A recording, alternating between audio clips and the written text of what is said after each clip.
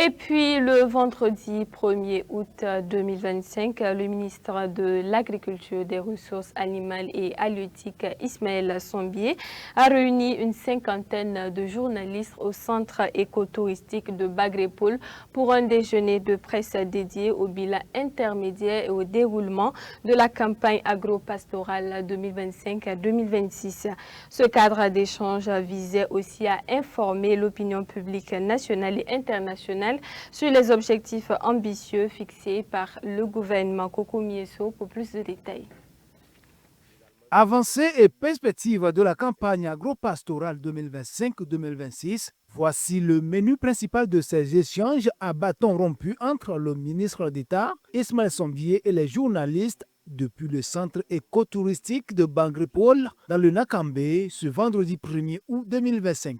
Une cinquantaine de journalistes ont assisté à cette rencontre dont l'objectif est d'informer sur l'offensive agro-pastorale et halieutique lancée par le président du Faso, le capitaine Ibrahim Traoré, pour garantir la sécurité alimentaire du pays. Malgré un début tardif dans certaines régions et des zones affectées par la sécheresse, le ministre Sombié se montre optimiste quant au déroulement de la campagne. La campagne se déroule globalement bien sur l'ensemble de l'étendue de notre territoire.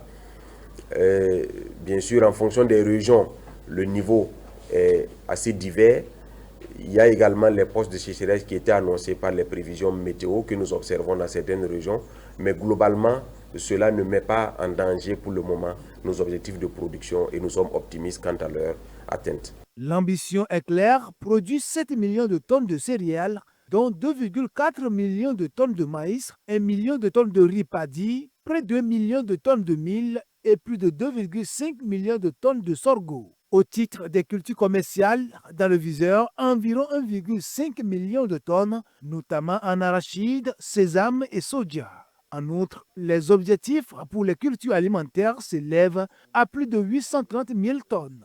Les opérations culturelles en cours aujourd'hui sur l'ensemble de notre territoire sont bien sûr les labours pour les hautes terres sur certaines parties du territoire. Cela n'est pas inquiétant, c'est dû au fait que certaines spéculations, c'est la période idéale pour les mettre en terre, pour mener les semis.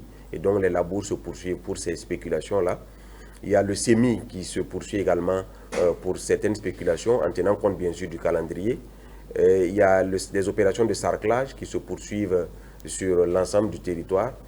Mais aussi, on observe actuellement sur certaines parties les opérations de sarclobinage pour les céréales et le cotonnier et les semis pour les légumineuses et le sésame.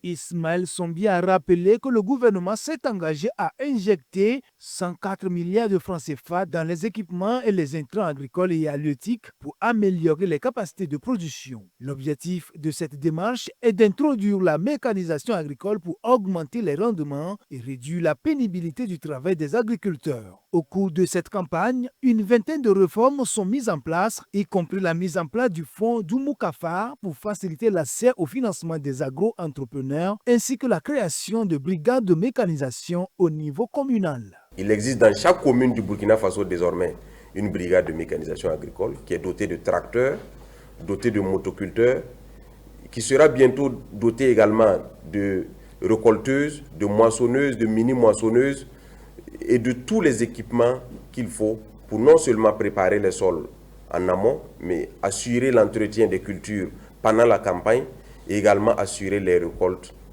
après la campagne. Pour garantir la production et faire en sorte que nos producteurs soient dans un système assez sécurisé, nous avons l'agrandissement de l'assurance agro-pastorale qui fait en sorte que lorsque votre exploitation est touchée par une catastrophe, ou votre exploitation est touchée par une attaque de ravageurs, que vous puissiez bénéficier d'une indemnisation.